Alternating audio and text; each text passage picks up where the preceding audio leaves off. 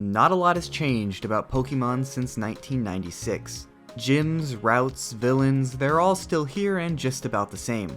While these primary pieces of Pokémon have generally stayed the same, beneath the surface there have been gradual changes to the secondary aspects of Pokémon, such as the world building. I'm sure some long-term fans have felt the gradual shift, like with the original edgier atmosphere giving way to a more cutesy and lighthearted one in the newer installments. The gradual changes don't stop with just the atmosphere though. There's just one thing I find representative of everything wrong with the shift in how the games portray the Pokémon world. A thing that, by itself, has caused massive retroactive and proactive problems for the world of Pokémon, and the stories of the games, and is representative of just how much the developers have changed their approach to narrative and world building. Well, what is Infinity Energy anyways? It's present in just one set of games, Omega Ruby and Alpha Sapphire, and retroactively sort of retconned to tie into Pokémon X and Y. Some 3,000 years ago, this Infinity Energy was used to power the ultimate weapon found in X and Y. However, during the present time events of these games, Team Flare opt to use the power plant to power the weapon. This essentially tells us Infinity Energy and electricity are sort of interchangeable. Anyhow, Infinity Energy, derived from the ultimate weapon, is then developed by Devon Corp of the Hoenn region. It's explained to be similar to the power of Mega Evolution, and is derived from Pokémon Bioenergy. It powers rockets, submarines, and has made Devon Corp a worldwide superpower. It's even strong enough to create wormholes that could potentially stop the meteorite central to the Delta episode. Just hang on a sec. I'm totally lost. Trust me. It's worth noting that Hoenn in Oros doesn't have a power plant of any kind, while I believe every other region does. It's essentially a temporary Deus Ex Machina from Game Freak to solve the meteorite problem and their writing problems, and can do just about anything the writers want it to. To understand why Infinity Energy is representative of how much Pokémon has changed, it's imperative to look at how much the Pokémon world has evolved over the years. The world of Pokémon was initially that of our own. Pokémon Red and Blue featured the region of Kanto, based off the real-life Kanto region in Japan. Naturally, the in-game region and the real-life one share many similarities. Both are technologically advanced and modern, reflected by the region's various landmarks and cities. Just like the real-life Kanto, the people of the Pokémon Kanto region get their power from a nearby power plant, there's rampant pollution in the cities, and more. The Pokédex references real-life locations such as South America, Lieutenant Surge is literally an American soldier, and much more. Even the original anime outright used Japanese text. It was a real, relatable world that was essentially our own, but with the addition of Pokémon. These real-world parallels extend into the second generation of games, Gold and Silver. While not directly named after Kyoto, the region of Johto takes its influence from that part of Japan. The people of Johto pray to Buddha, have Japanese temples, and are markedly unique compared to their Kanto neighbors. As the series continues, we see various regions and cultures, from northern Japan to America. While never being outright real-world locations beyond Kanto, the Pokémon games continue with Gold and Silver's real-life inspiration approach. The people of this world get their power from coal, work mundane office labor jobs, have wars, practice different religions, but also there's magical creatures called Pokémon. What I'm trying to get at with this retrospective look at the world of Pokémon is that it's pretty much our own, but with the addition of Pokémon. It's an immediately relatable world because, well, it's our own. But realistically, how would Pokémon interact with our own world? Well, as the games previously depicted it, they'd help with work, be people's pets, be wild pests, and much, much more. Some of them would even be prized as delicacies. The earlier generations of games took careful consideration into how our world would function with the addition of these creatures. A good example of how grounded in reality the Pokémon world is the Orberg mines. Pokémon like Machop and humans work together to mine coal and turn it into power, just like we do in real life. Where this primarily falls apart is during the 6th generation of Pokémon games, with Omega Ruby and Alpha Sapphire. On the surface, these games appear to fulfill a lot of what I was praising in the past, a setting based on our own, realistic jobs, power plants, and much more. Past the credits, there's just one small addition and everything surrounding it that utterly shatters the world of Pokémon, even the worlds they depict in their own games: Infinity Energy. Infinity energy serves as the point where the Pokemon world stopped being analogous to that of our own. No longer was energy realistically sourced, with human beings and Pokemon working believably together. Instead, it's a magic infinite supply of almost unexplainable power sourced from 3,000-year-old ancient technology. The idea of something like infinity energy existing in our world is completely unbelievable, and such concepts as energy being a solved problem generally are reserved for high science fiction. It's not just infinity energy as a concept that has problems for the world of Pokemon. It seems just about everything surrounding it is mired in undesirable changes for the Pokemon world. No longer is the Pokemon world just the world. It's one of many alternative confusing universes and timelines, one with Mega Evolution, one without, and other dimension-shifting nonsense. No longer are locations like the Moss Deep Space Center realistic, semi-educational spaces in-game.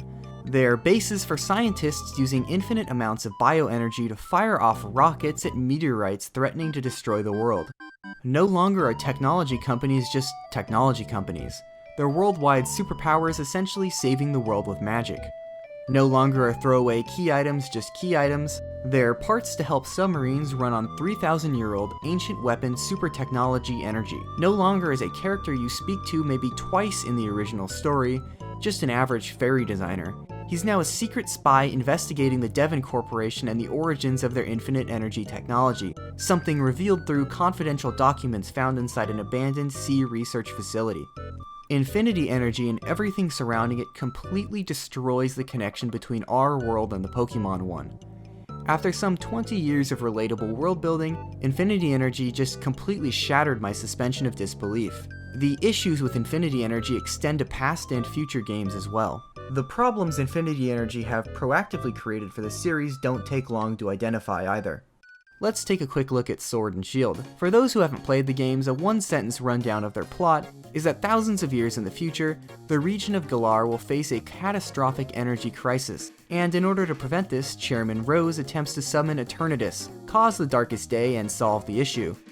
This is often criticized for Chairman Rose's ridiculous plan and timing, the lack of a real villainous team, pacing, and more. While I agree that these are all issues, I think Game Freak should have gone completely back to the drawing board in regards to plot, seeing as how they already presented the solution to the game's central issue some 5 years prior. In-universe, Galar's neighbors across the pond already have the solution to the problem. Even if we assume Kalos doesn't want to share it, Hoenn already has access to it via Devon Corp, and it's stated Infinity Energy has made them a worldwide superpower. Essentially, instead of taking an hour-and-a-half boat ride from Galar to Kalos and getting the solution from there, or perhaps asking his colleague Kabu if Hoenn had an, region-wide, worldwide, solution to energy-related problems, Chairman Rose instead decides to cause calamity. Rather than sweeping narrative flaws, we can go smaller scale by looking at Sun and Moon. Located on the island of Ula Ula is a geothermal power plant. Without Infinity energy, we could look at this as an interesting, educational bit of world building that relates to how the real-world equivalent of Alola, Hawaii, gets some of its energy. However, we're dealing with a post-Delta episode Pokemon world. Why the region of Alola bothers with geothermal power when energy is a solved problem in the Pokemon world, with infinite amounts of it, is never explained. Essentially, Infinity Energy means that every single energy-related plot and location in future Pokemon games is absolutely nonsensical, Sword and Shield included. Even in the same generation Infinity Energy is introduced with X and Y, Game Freak heavily features power plants and events such as blackouts. Thanks to Omega Ruby and Alpha Sapphire retroactively tying Kalos into the Infinity Energy problem, all of this makes absolutely no sense. We could use our imagination and say that Kalos doesn't want to use Infinity Energy because of its negative past or something. But it's just our imagination. We can look back at every single instance of real-world inspired power plants and ask the same question. Why do these exist? Now, I know what you're gonna say. They're different timelines. And we're back to my complaint about everything surrounding Infinity Energy being ridiculous. No longer is the Pokemon world just our world, it's one of many parallel timelines and confusing universes. The games getting the shortest end of the stick would have to be the Sinnoh region. Some of the most memorable locations of the Sinnoh region would be the Valley Windworks and Orberg City. Both are retrospectively baffling because why bother with coal or wind power when there's a perfect, infinite solution of the problem. In the future Sinnoh remakes, it'll be interesting to see how Game Freak tackle the problem, because no matter what, it won't make sense. Including these locations as they were originally would be illogical due to infinity energy, but changing them to something else to accommodate infinite energy would anger a lot of people who enjoy their original depictions. Ultimately, infinity energy will be a strange footnote in the history of Pokemon's lore. I actually believe following the release of Omega Ruby and Alpha Sapphire, Game Freak had a no crap moment, and decided to, going forward, ignore it. While I commend them for this hypothetical realization of their own mistakes, infinity energy should have just never seen the light of day, period. However, I am glad that, rather than ridiculous infinite bioenergy plants run by ultra-powerful world-saving megacorporations, we instead have grounded locations, such as the Alola geothermal plant. That being said, at the end of the day, infinity energy will always be in the back of my mind, slightly ruining all of Pokemon's world building. That's about it, but I wanted to end this video with a quote from Masuda, and after combing countless translated interviews, my old copies of Game Informer and Nintendo Power, I ultimately settled on this quote from around the development of Black and White. My initial impressions from this are that Masuda is almost trying to portray a strange utopian world in his games. It's a very Japanese mindset, and I can't help but think we've seen this outlook find its way into the games.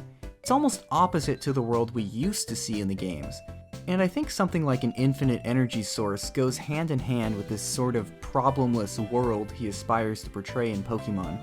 Ultimately, much in line with the world he describes in this quote, we've seen Pokemon move from the realistic to the idealistic. Additions such as Infinity Energy and the Delta episode shatter the world of Pokemon and its previously grounded world building, and I can't help but think it was a change for the worse.